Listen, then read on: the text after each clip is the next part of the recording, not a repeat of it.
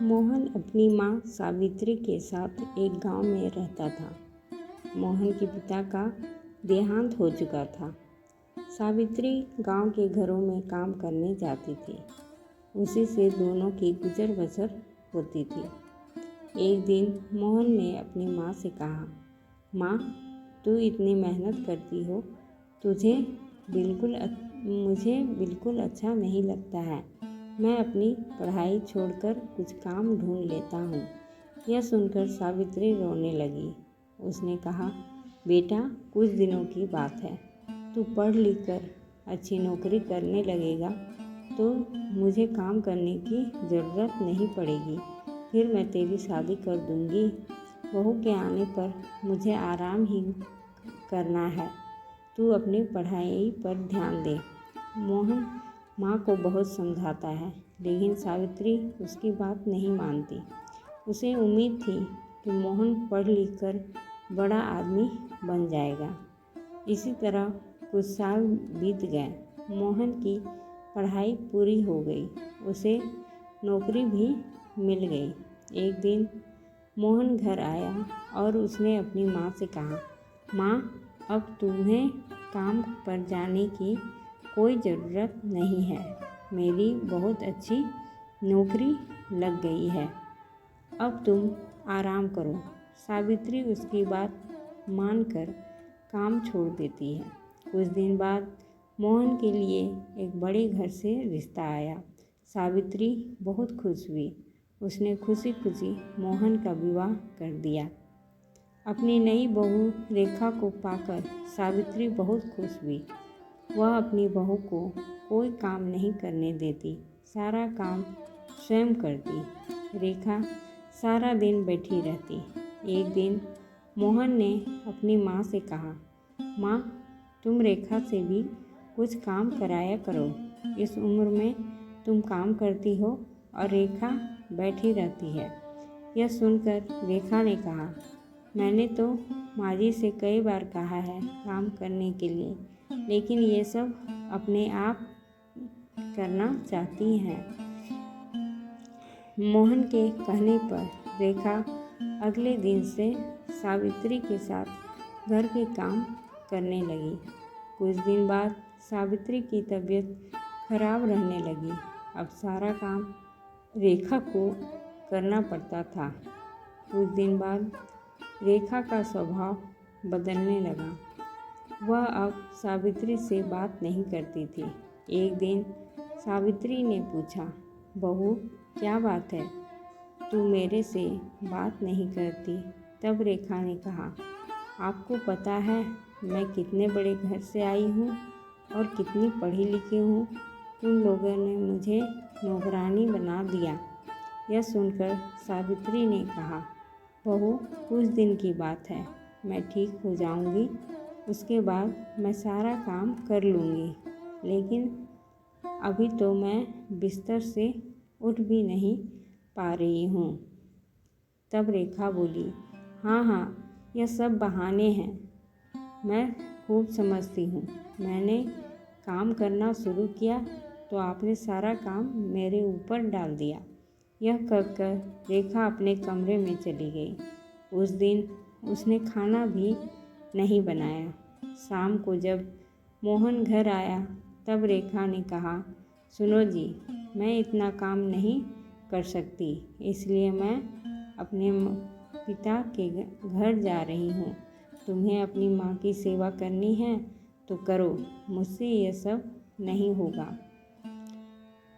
यह सुनकर मोहन गुस्से में बोला, मैंने शादी अपनी माँ को आराम देने के लिए की थी। अगर तुम घर का काम नहीं करोगी तो माँ इस बीमारी में कैसे काम करेगी? यह सुनकर रेखा गुस्से में अपने घर जाने के लिए चल दी। तभी सावित्री ने उसे रोका और कहा, बहू, इस घर को छोड़कर मत जाओ, मैं सारा काम कर लूँगी। रेखा फिर भी नहीं मानती और अपने पिता के घर चली जाती है। उसके जाने के बाद सावित्री रोती रहती है। मोहन कहता है, माँ, तू क्यों रो रही हो? उसका गुस्सा कम होगा तो वह आ जाएगी। यह सुनकर सावित्री कहती है, बेटा तू अभी उसे लेकर आ और जब तक वह नहीं आए तू भी उसके साथ रहना। मोहन कहता है, माँ, मैं तुम्हें इस हाल में छोड़कर कैसे जा सकता हूँ? लेकिन सावित्री कहती है, तुझे मेरी कसम, नहीं तो मैं अन्न जन जल त्याग दूंगी और मर जाऊंगी। सावित्री की जिद के आगे मोहन हार जाता है और रेखा को लेने उसके घर पहुंच जाता है। वह रेखा को बहुत मनाता है लेकिन वह नहीं मानती। रेखा उससे कहती है, हम अलग घर लेकर रहते हैं, तुम अपनी माँ को हर महीने कुछ पैसे भेज देना। मोहन बेमन से उसकी बात मान लेता है और रेखा के साथ अलग मकान में रहने लगता है। उधर सावित्री अकेली रह जाती है। वह अकेले में बैठी बैठी अपने मोहन को याद करके रोती रहती है। एक दिन सावित्री के घर पर कोई दरवाज़ा खटखटाता है। सावित्री दरवाज़ा खोलती है तो देखती है सामने रेखा का भाई राजेश अपनी पत्नी के साथ खड़ा था। वे दोनों अंदर आकर सावित्री से पूछते हैं, माँ जी, दीदी कहाँ हैं? सावित्री उसे सारी बात बता देती है। यह सुनकर राजेश कहता है, माँ जी, मैं सोच भी नहीं सकता था मेरी बहन ऐसा करेगी। मैं तो अपनी पत्नी के साथ शहर में रहता हूँ। आज दीदी से मिलने का मन हुआ तो यहाँ चला आया और इतनी बड़ी बात मेरे माता पिता ने भी मुझे नहीं बताई। यह कहकर वह चला जाता है। कुछ दिन बाद रेखा अपने पिता के घर जाती है। वहाँ उसे राजेश और उसकी पत्नी मिलते हैं। रेखा अपने भाई भाभी को देखकर बहुत खुश होती है और कहती है, भैया आप कब आए? मुझसे मिलने क्यों नहीं आए? और माँ पिताजी कहाँ हैं? तब राजेश ने कहा, मेरी पत्नी माँ पिताजी के साथ नहीं रहना चाहती थी, इसलिए मैंने उन दोनों को घर से निकाल दिया और तू भी अब कभी यहाँ मत आना। यह सुनकर रेखा के होश उड़ जाते हैं। वह रोने लगती है और कहती है, भैया आप मुझे इतना प्यार करते थे, अब कैसी बातें कर रहे हो? और इस उम्र में माँ पिताजी कहाँ जाएंगे? आप उनके साथ ऐसा कैसे कर सकते हैं? तब राजेश ने कहा, जब तू अपनी सास के साथ ऐसा कर सकती है तो मैं क्यों नहीं कर सकता? मैं भी तो तेरा भाई हूँ। यह सुनकर रेखा को अपने किए पर बहुत पछतावा होता है। वह भागकर अपने घर पहुँच जाती है और मोहन के पैरों में गिर जाती है।